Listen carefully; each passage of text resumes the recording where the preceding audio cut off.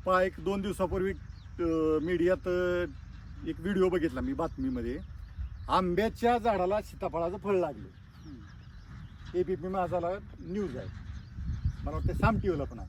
आंब्याचं झाड आहे, सगळे आंब्याची फळं आहे ती, आणि एकच सीताफळाचं फळ लागलंय. ही कुठलाही माणूस चमत्कार करू शकत नाही, हे निसर्गात चमत्कार करू शकतो. म्हणून निसर्गाच्या पाठीमागं पळा. कुठल्या माणसाच्या पाठीमागं पळू नका, कुठल्या महाराजांच्या पाठीमागं पळू नका. फक्त ज्ञान घ्या आणि त्या पद्धतीने चाला. पंचतत्वाकडं तुम्ही जर झुकला तर तुमच्या शेतीमध्ये, स्वतःच्या आयुष्यामध्ये कुठलीही रोगराई, कुठला आजार हे अजिबात येणार नाही. मित्रांनो, असंच जर चालू राहिलं तर घरटी एक माणूस कॅन्सरचा सापडेल.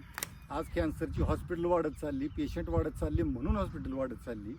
ह्याचाही थोडा गांभीर्याने विचार करा आणि गरज नसताना विनाकारण चुकीच्या दिशेनं वाटचाल करून खर्च करू नका.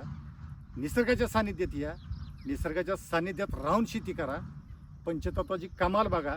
एकदाच विश्वास ठेवा, पंचतत्व शिकून थोड्याशा बागेवर प्रयोग करा.